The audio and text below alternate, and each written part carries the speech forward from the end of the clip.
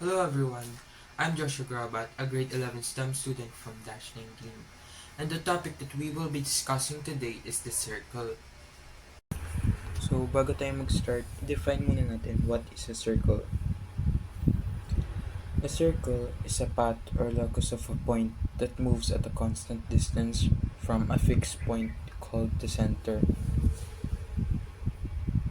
The constant distance of any point from the center is called the radius. So, the equation of a circle in standard form. Given a circle with radius r and with center at C, H, K, and let P, X, Y be any point in the circle, then by definition, x minus h squared plus y minus k squared is equal to r squared is the equation of a circle with center at h, k, and radius r. Okay, so let's have an example. Find the equation of the circle with the following condition. Center is at 0, 0 and radius is 4. First, identify muna natin si H and K. Si H and K ay yung coordinate ng center natin, which is yung H natin is X ordinate and that is 0. And yung K naman is Y ordinate, which is 0. And radius is equal to 4.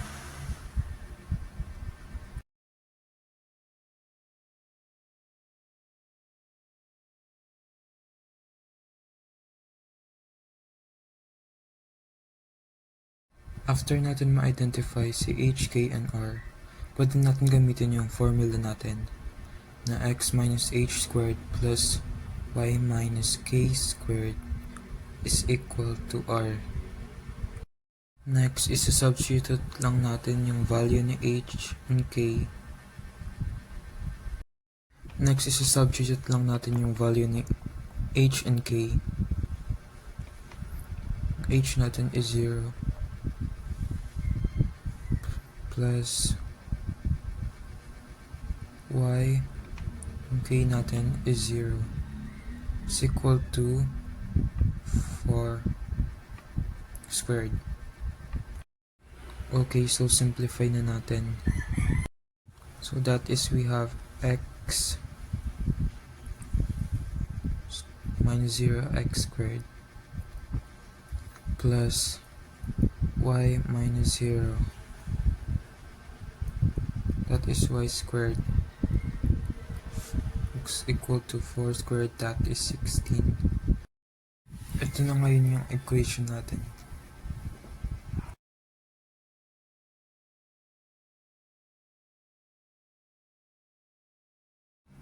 Okay, so let's have our second example. Center is at negative 4, 6 and radius is 4. Again, i-identify muna natin si H, K, tapos si R.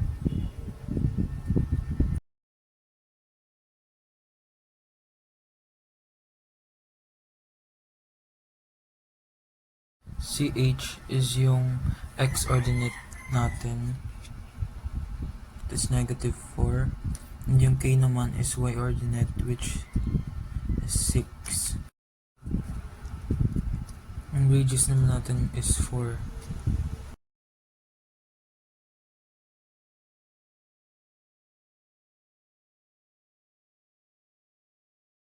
Again, after natin ma-identify yung H, K, and R, gamitin na ulit natin yung formula natin.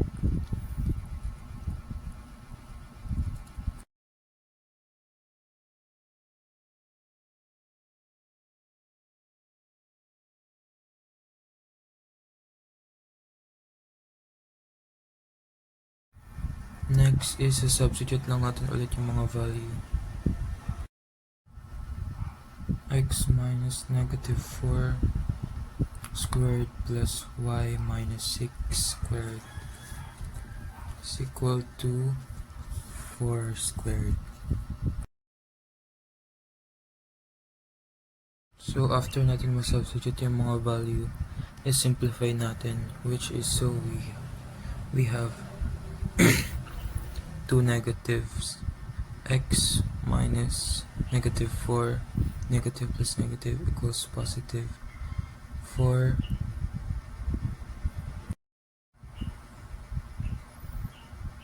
squared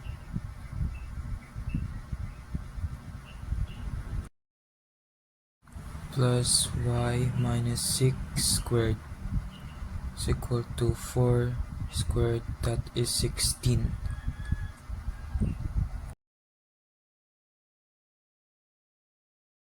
We have our answer.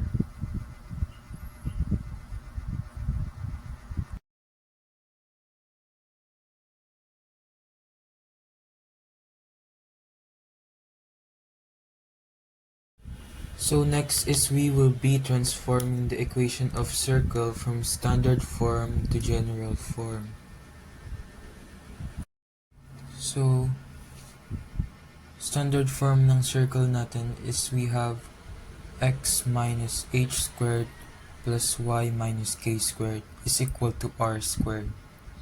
Kung saan yung h and k natin is yung center ng circle natin. And yung r naman is yung radius. Then for the general form,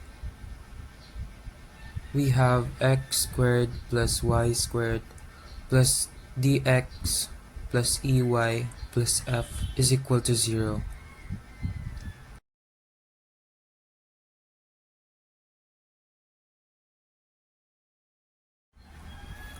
Where yung d natin is equal to negative 2h. And yung e naman is equal to negative 2k. And then yung f is equal to h squared plus k squared minus r squared.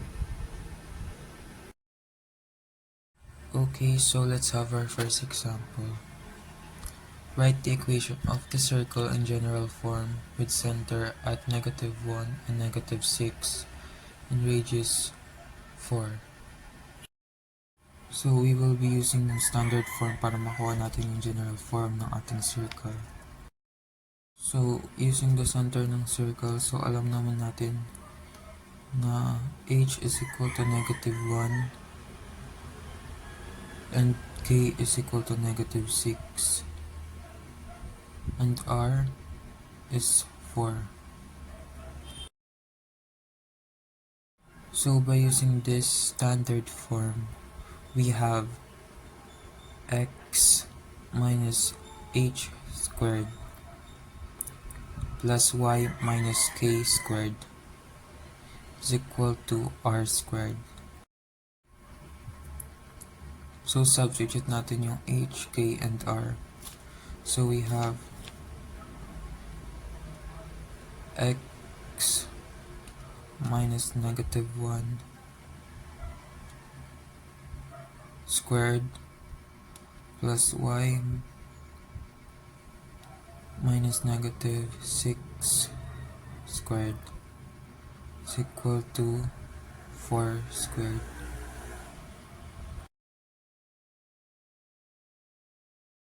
Okay, so simplify the equation. We have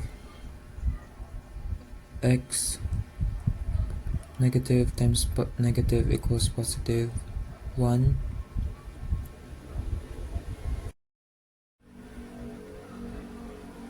squared.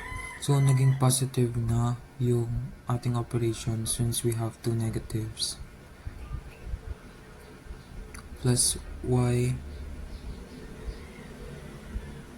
negative times negative equals positive 6 squared is equal to 4 squared, which is 16.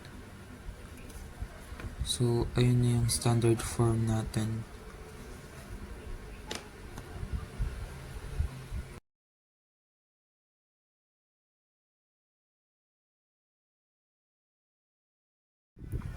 So gagamitin natin tong standard form para makuha yung general form. So ang natin gagawin is we need to expand yung ating mga square of binomials. Okay, so by using the square of binomials, ang first step natin doon is square the first term. So that is x squared, then get the product ng ating first and last term. So that is x times 1 then twice, so that is 2x.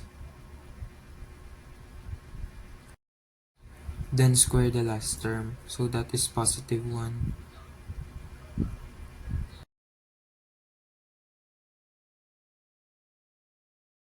So, ang next step natin is square din natin yung y plus 6. So, square the first term, that is y squared, then get the product ng ating first and last term, which is 6y and twice, so that is 12y.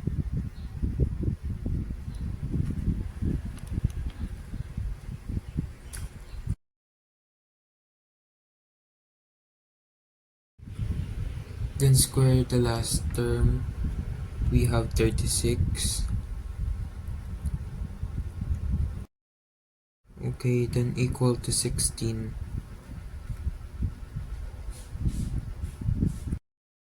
Next is we need to rearrange yung ating equation.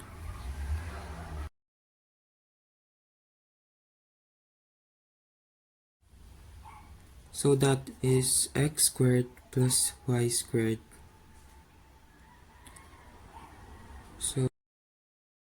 So of course, mauna yung mga higher degree.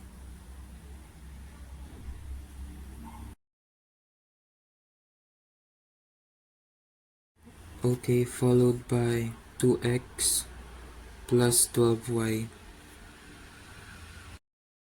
Then yung mga nasa dulo, yung mga constant, which is positive 1 and positive 36. Then yung 16 natin sa right, pwede natin ilipat. Magiging negative 16 yan. Equals to 0.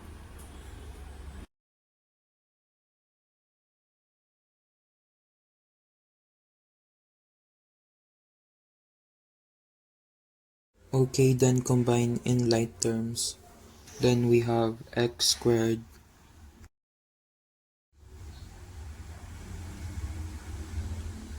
plus y squared plus 2x plus 12y, then 1 plus 36, that is 37, minus 16, we have 21.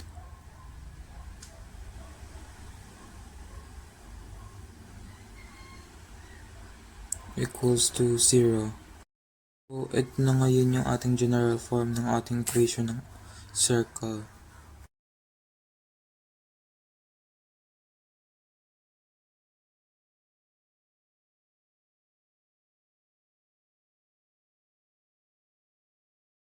Okay, so next is we will be transforming general form to standard form.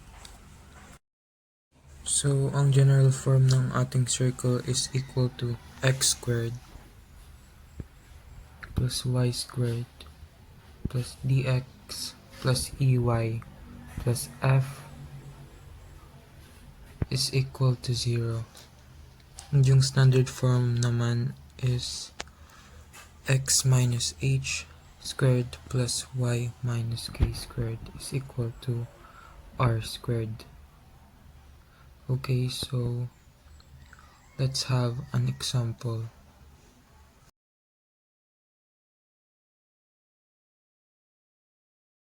Okay, let's have an example.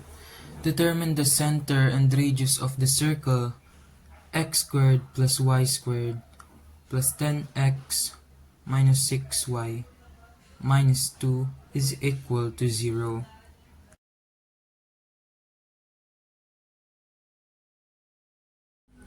So, bago natin makuha si center and yung radius ng circle natin, kailangan ma-rewrite muna natin yung equation natin to center radius form or yung ating standard form. Para magawa yun, ang una natin gagawin is i-rearrange natin yung equation kung saan magkakasama na yung x and y. So, we have x squared plus 10x plus y squared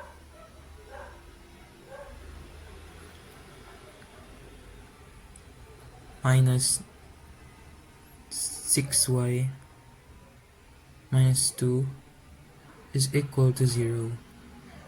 So, kapag napagdikit-dikit na natin yung x and y,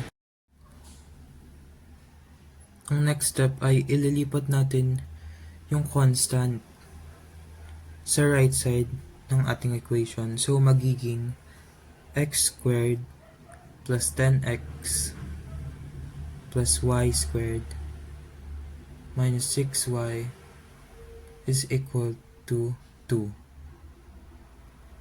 Yun, so nalipat na natin. Kung makita nyo na ngayon, medyo parang naka-standard form na yung equation. Pero dapat, yung ating standard form dito, or yung binomials, ay dapat square of binomials.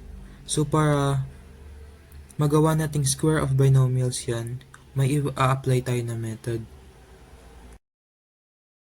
Yung method na i-apply natin, yung tinatawag na completing the square. So, kapag ginamit natin yung completing the square, is pwede nating ma-rewrite yung ating expression to square of binomials, or yung ating trinomials to square of binomials. So, ang formula ng square natin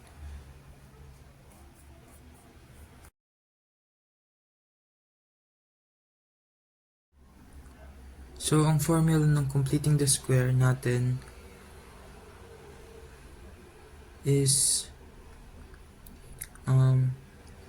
b over 2 squared.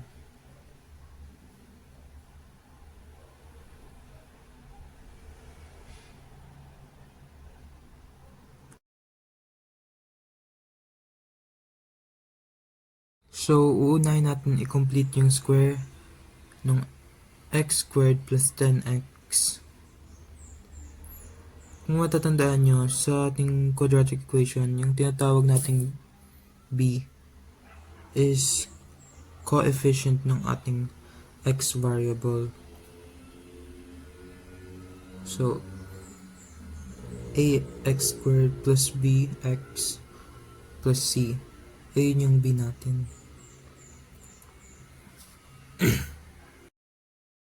Dito sa binomial natin, yung b natin is 10. Yung coefficient ng x variable.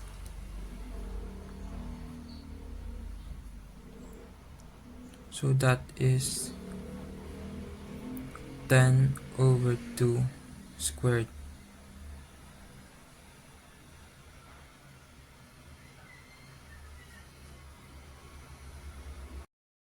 So that is equivalent to 5 square.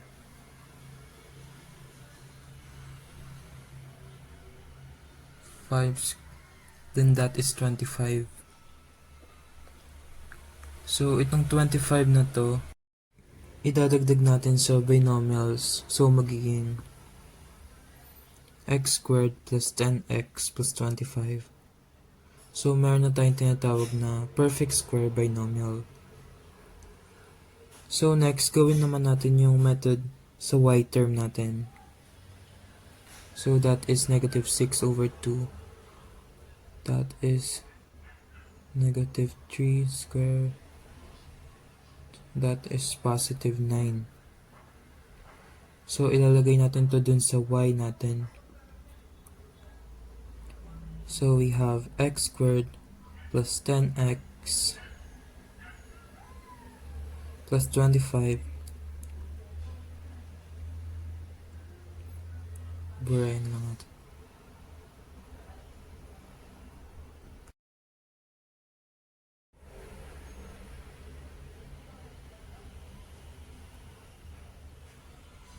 Okay, so plus y squared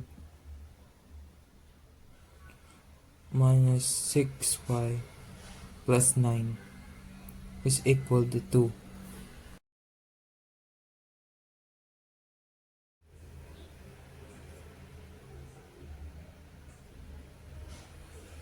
So, since nadagdagan tayo dito ng 25 plus 9, make sure na yung sa right side ng ating equation ay nadagdagan din ng 25 tapos 9. So, 2 plus 25 plus 9.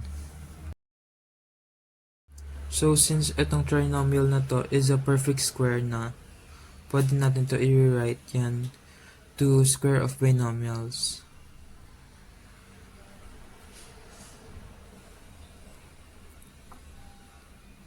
Okay. So, simple lang kunin yung square of binomials. Take the square root lang nung first term. So, that is x. Then, kunin nyo lang yung square root ng last term, which is 25. That is 5. So, x plus 5 square. Then, plus. So, same procedure lang. Get the square root ng y. That is, y. Plus square root ng 9, we have 3. Yung ano lang dito, ang middle term niya is negative. So, ibig sabihin, ang gagamitin natin dito na operation sa binomial is minus.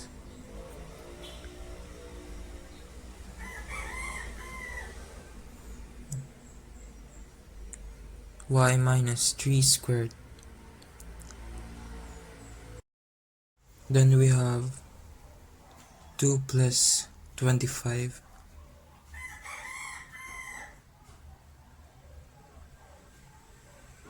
That is 27 plus 9. That is 36. So, ito na ngayon yung standard form ng circle natin. Kung saan yung h is equal to negative 5. Yung k naman is 3, positive. Yung r squared is equal to 36.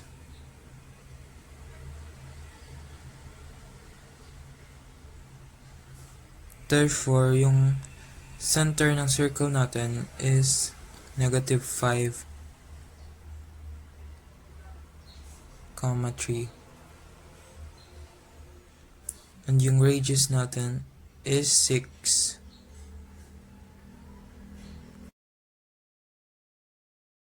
So, let's have our first example activity. Write the equation of the circle in general form with center at negative 2, 6 and radius is 5. So, try yung sagutan to. I-pause nyo lang yung video.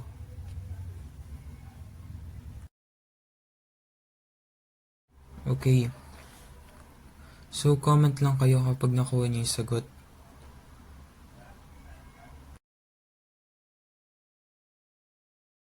Let's have our second example activity. Write the equation of the circle in general form with center at 5, 5 and radius is 4. So, pause nyo lang ulit yung video.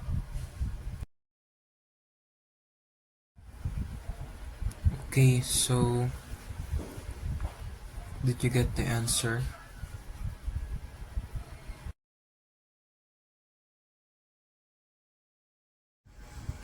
Okay, so let's have our third and last example activity. Find the standard form of the circle 2x squared plus 2y squared minus 8x minus 4y minus 8 is equal to 0. Pause na lang.